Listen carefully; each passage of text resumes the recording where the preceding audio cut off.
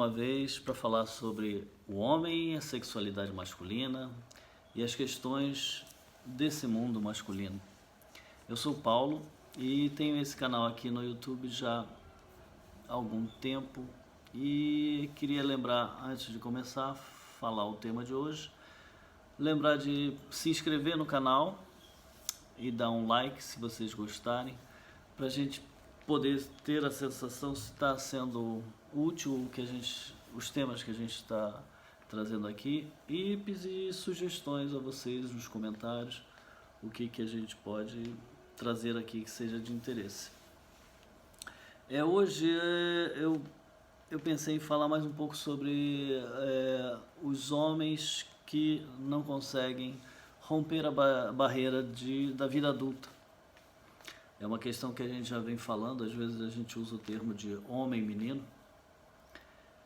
E isso cada vez mais tem vindo à clínica, tem vindo queixas, sejam familiares, amigos, clientes, colegas de profissão que se queixam, às vezes questões de próprios homens que não sabem como conversar com seus filhos, em que o diálogo não existe, né? Existe um mutismo. E dentre tudo que eu li, um dos livros que eu encontrei mais bem estruturado esse assunto é o livro Pai Ausente, Filho Carente.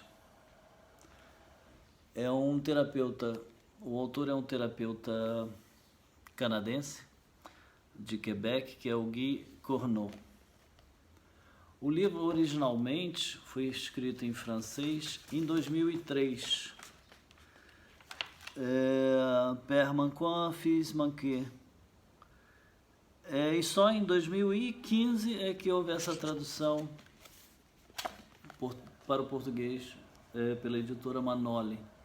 Tem uma edição anterior das edições brasilienses.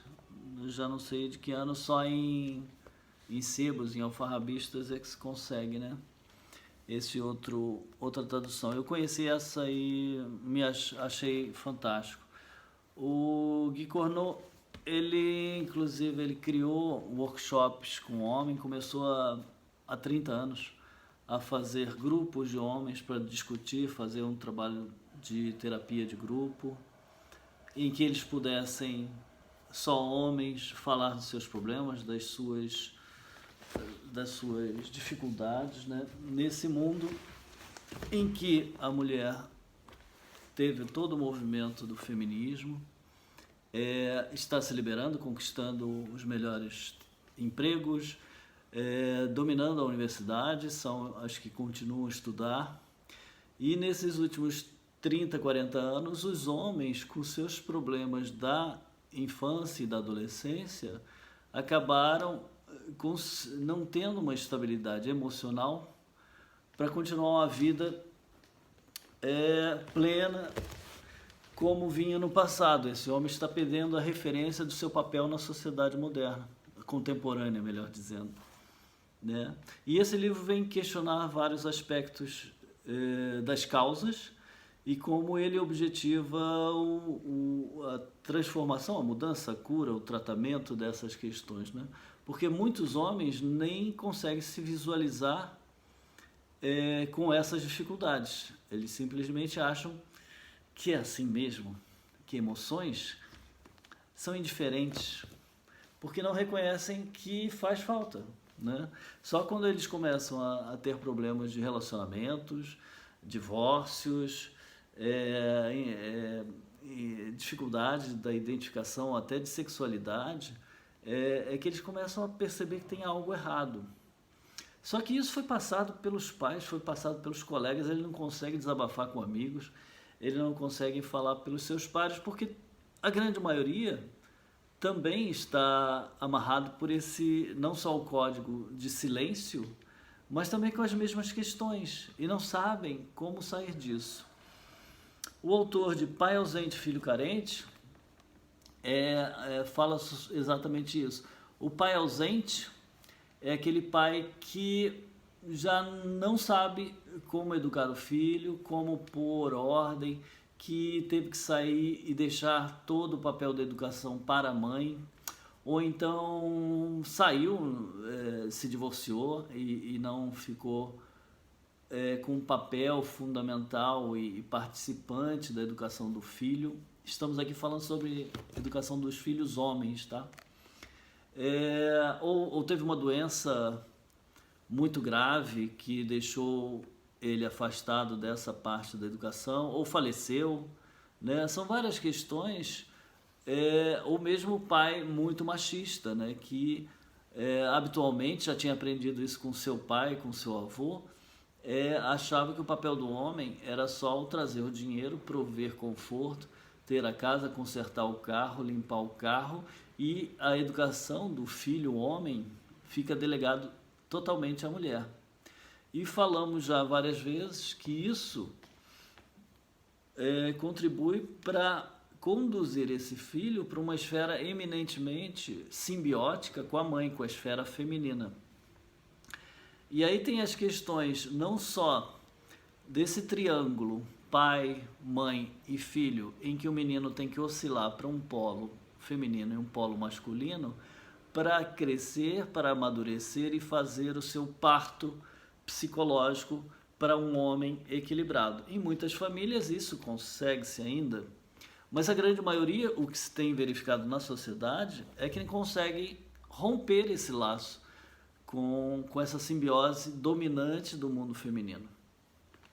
E além da questão da família, da casa, algumas transformações nas sociedades aconteceram que só pioram esse quadro, né?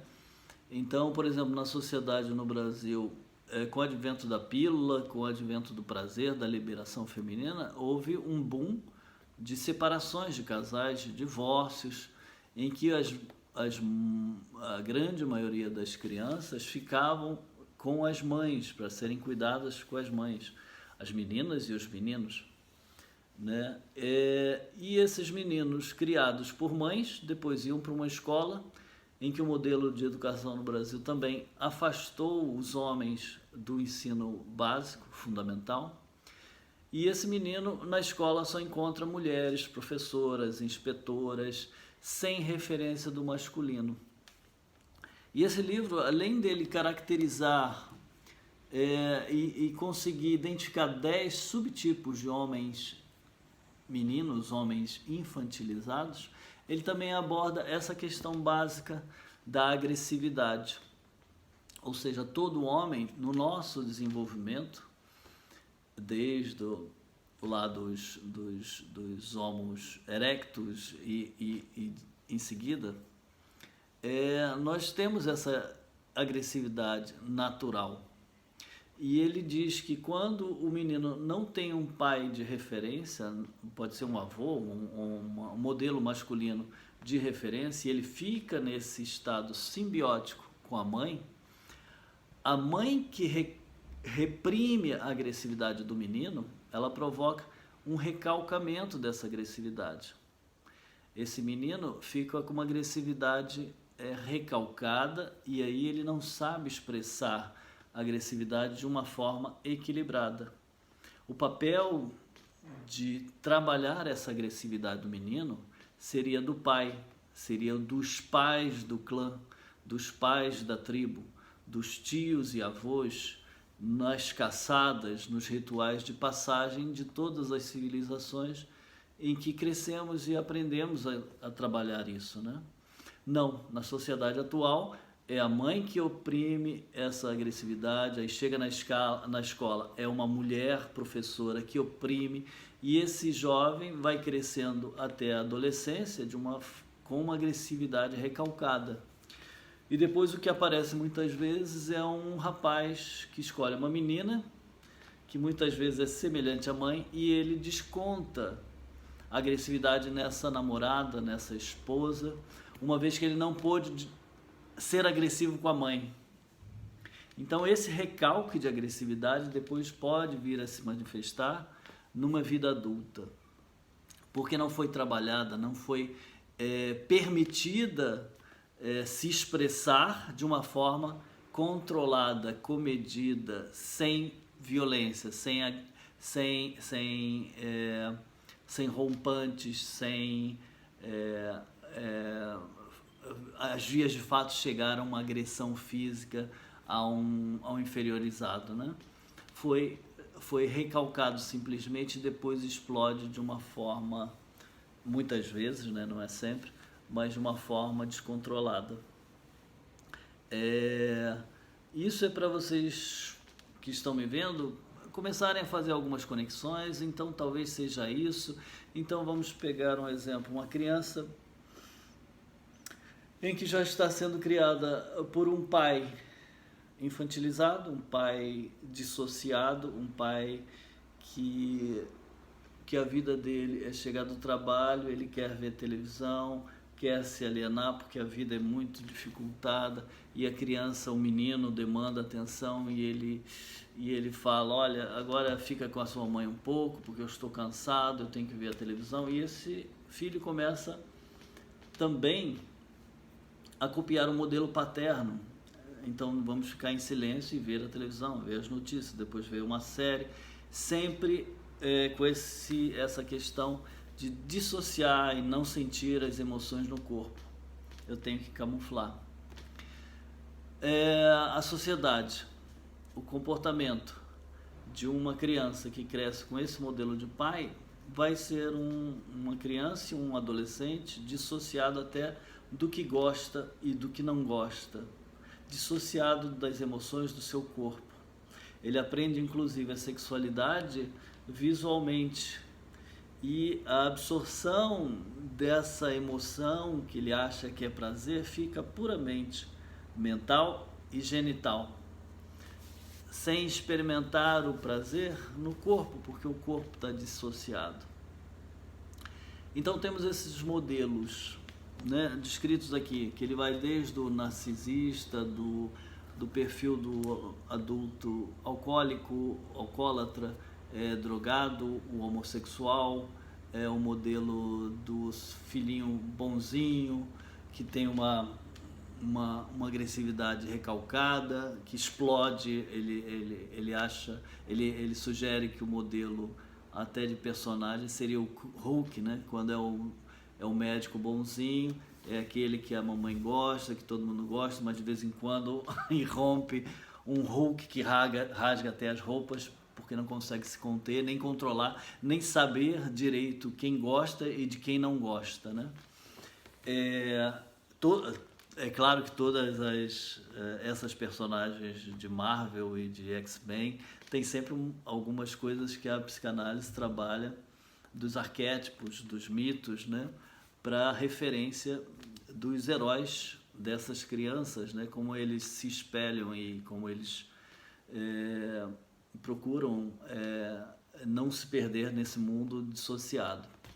Esse jovem que vai crescendo nessa esfera, já sem sentir o corpo, muitas vezes ainda experimenta drogas, como cannabis ou outras, ou o álcool mesmo, né? Que o possibilita, quando a situação chega a um momento de estresse, em que ele deveria se aterrar, sentir o corpo, sentir no corpo a agressividade para reagir, que a agressividade é uma emoção, a raiva, a ira são emoções de motivação, de concentração de energia para agir, para mover-nos para a vida. Antes disso, ele faz um uso de um alienante, de uma droga qualquer, para se acalmar, para voltar a dissociar. E aí ele não faz o aprendizado do crescimento psicológico, de passar por um estresse e enfrentá-lo. Não, ele chega ao estresse psicológico e dissocia. Ele tem a carga de um trauma de crescimento, mas dissocia e mantém essa carga muitas vezes recalcada. Tem uma agressividade, às vezes cumulativa e mantida, mas não expressa no corpo. Tem o risco de descer ali o Hulk a qualquer momento, né? Isso no desenvolvimento normal, eu não estou falando de patologias, não estou falando de, de algum viés de doença, estou falando da grande maioria que se insere nesse quadro, né? E com todas as consequências, né? Seja da esfera da sexualidade, seja da esfera das dificuldades de relacionamento, né? Com uma mulher que dentro da esfera feminina só carrega mais sabedoria, mais controle emocional, mais independência, né? Por isso, cada vez mais as mulheres estão dominando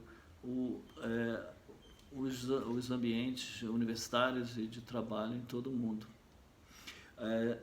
Essa dominância também não vai ser boa no futuro, né?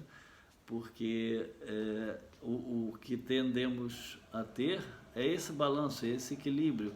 E o que devemos objetivar numa sociedade é a sabedoria feminina e a sabedoria masculina em harmonia. Como o yin yang, né?